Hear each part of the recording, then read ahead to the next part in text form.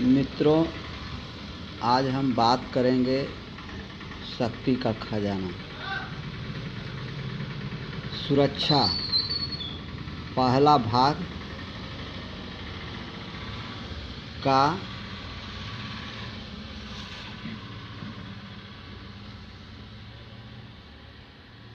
हमारा स्वभाव बचाव वाला हो गया है।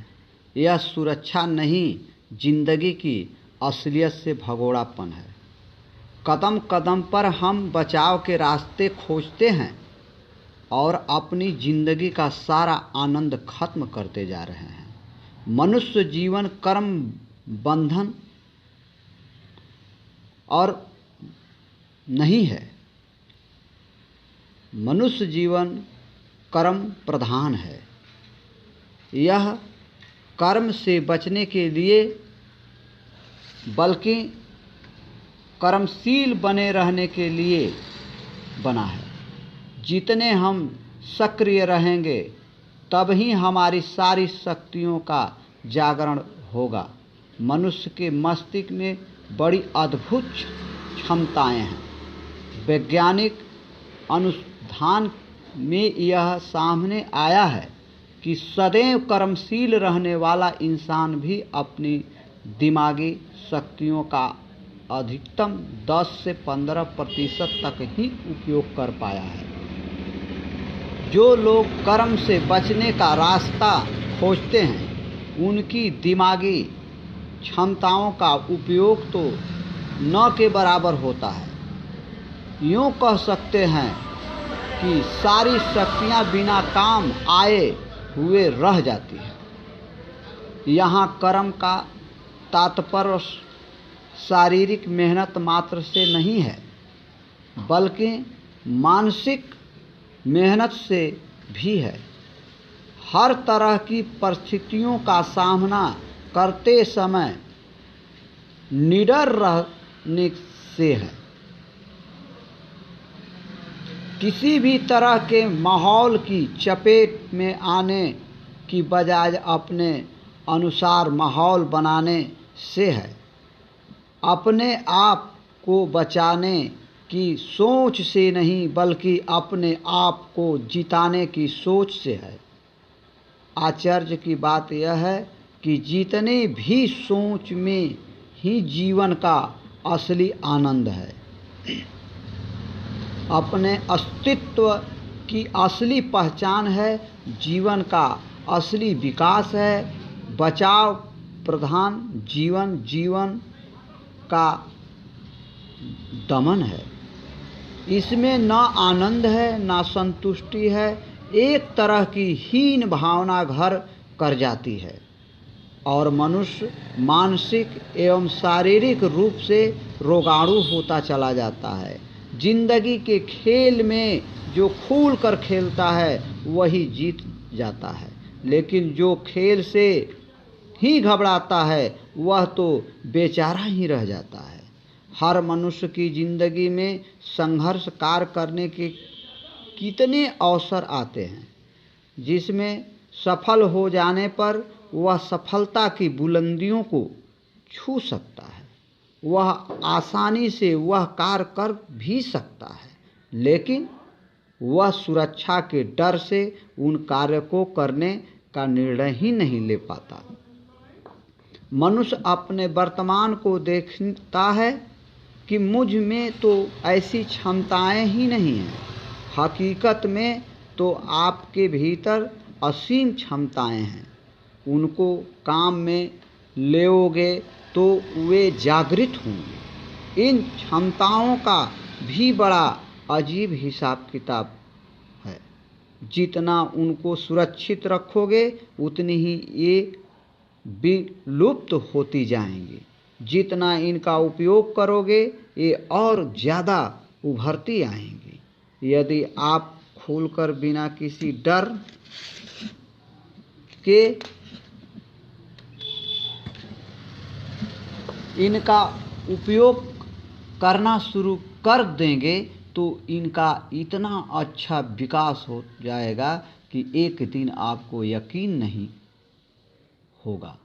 कि मैं वही इंसान हूँ जो कुछ समय पहले था। ऐसे कोई भी इंसान यह नहीं देखता है कि उसकी कितनी क्षमताएं हैं, वह क्या क्या करता है। इसको देखने का कोई उपाय ही नहीं है। बस एक ही उपाय है कि वह बचाव का रास्ता छोड़कर आगे बढ़ता जाए। वह खुद दिन प्रतिदिन नई क्षमताओं को जागरण अपने भीतर होते हुए देख सकता है। यदि वह यह सोच कर रुका रहे कि पहले मैं अपनी क्षमताओं की पूरी तरह जांच लूं, उनका निरीक्षण एवं परीक्षण कर लूं, फिर दिखाएगी दी तो कार्य शुरू करूंगा, तो वह कुछ भी नहीं कर पाएगा। एक इंसान जिस पहाड़ की चोटी को देख नहीं सकता, उस पर भी चढ़ना शुरू करे तो एक दिन पहुंच जाता है। एक जानवर को जब बार बार अभ्यास कराया जाता है तो वह भी ऐसी चीज़ें सीख जाता है जो एक इंसान भी नहीं कर सकता। तो इंसान में तो जानवर से मुकाबले कई गुना ज़्यादा समझ और क्षमताएं हैं। यदि उनको उपयोग करने का मौका मिल जाए तो वह चमत्कार कर सकता है। एक गांव में एक लड़का रहता था। उसकी उम्र 12 साल की थी। उसके माता पिता की दुर्घटना में मृत्यु हो गई। उसके परिवार ने और कोई नहीं था। वह अकेला रह गया। अपना पेट भरने के लिए गांव के एक सेठ के यहाँ नौकरी करने लगा। नौकरी कर रहा था, लेकिन रोज उसको सेठ सेठानी की डांट खानी पड़ती थी। उसके मन में बड़ा क्षोभ रहता था। भीतर से उनका स्वाभिमान झकझोरता रहता था कि क्या मैं एक इंसान नहीं हूँ? क्या मुझे भी एक स्वाभिमान भरी जिंदगी जीने का अधिकार नहीं है? उसने जिंदगी में कुछ सीखने की ठान ली। वह घर का काम जल्दी जल्दी पूरा करके सेठ जी की दुकान जाने लगा। बड़ी मेहनत करता। सेठ जी भी बड़े खुश रहने लगे कि लड़का तो बड़ा मेहनती हो गया है। सेठ जी उसे इनाम भी देते थे। वह अपनी तनख्वाह में से पैसे बचा बचा कर इकट्ठे करता गया। सारा काम सीखता गया।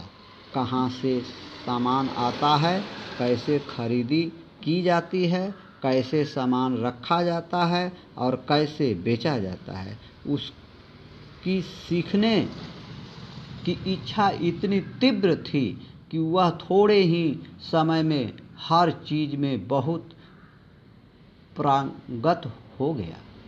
जो सेठ सेठानी उसको डांटते थे, वह तो उनका बड़ा प्यारा बन गया।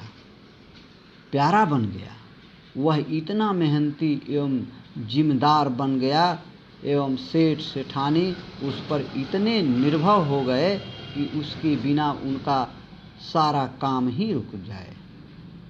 उसकी वजह से उनका व्यापार भी बहुत बढ़ गया। एक दिन उसने सेठ जी से अपने मन की बात कही कि अब मैं अपना खुद का व्यापार करना चाहता हूँ। मैंने अपनी तनख्वाह में से कुछ पैसे इकट्ठे किए हैं। बात सुनकर सेठ सेठानी की आंखों में आंसू आ गए। उनको पता ही नहीं चला कि अब यह लड़का अपनी मेहनत और सीखने के दम पर इतना कुशल और नेक बन सकता है। उनके सहयोग से कोई लड़का नहीं था। उनके मुंह से तत्काल एक ही बात निकली कि कहीं कुछ करने की ज़रूरत नहीं है। यह व्यापार तुम्हारा ही है, अब तुम ही इसे संभालो। आज से तुम हमारे नौकर नहीं बल्कि बेटे हो। वह लड़का सपने में भी नहीं सोच सकता था कि उसकी ज़िंदगी में ऐसा दिन भी आएगा। इंसान जब ऐसे ही किसी अच्छाई के रास्ते पर आगे बढ़ना शुरू कर देता है तो शुरुआत में उससे पता नहीं होता कि वह किस ऊंचाई तक जा सकता है। लेकिन आगे बढ़ते रहने तो जिंदगी में ऐसी ऊंचाई पर पहुंच सकता है जो आज हमारे लक्ष्य में भी नहीं हो। यदि वह लड़का उसको जब डांट पड़ती थी यह सोच लेता कि क्या करूं, मेरी तो किस्मत ही ऐसी है, मुझे तो ऐसे ही दिन देखना पड़ता है, मुझ में कुछ योग्यता भी नहीं है, तो वह कभी सीखने का प्रयास ही नहीं करता और उसी तरह का नौकर बन अपनी जिंदगी गुजार देता। एक छोटे से निर्णय ने उसकी जिंदगी को इतने बड़े मुकाम पर पहुंचा दिया। इंसान में बहुत समझदारी है, पर यदि इस समझदारी का उपयोग अपने वर्तमान क्षमताओं को देखने में कर लेता तो वह डर जाता, और यदि उस समझदारी का उपयोग अपने भीतर छिपी संभावनाओं को देखने में कर लेता है तो वह अपनी क्षमताओं को कई गुना बढ़ा सकता है। कार्य को मजबूती समझकर करने से क्षमताओं का विकास नहीं होता। कार्य को खेल भावना से और जीतने की भावना से करते हो तो क्षमताओं का विकास होता है। इसका तात्पर्य यह भी नहीं है कि अभी पूर्ण कार्य करना है। निश्चित रूप से नीतिपूर्ण, बुद्धिमत्ता पूर्ण एवं दूरदर्शी पूर्ण कार्य होना चाहिए।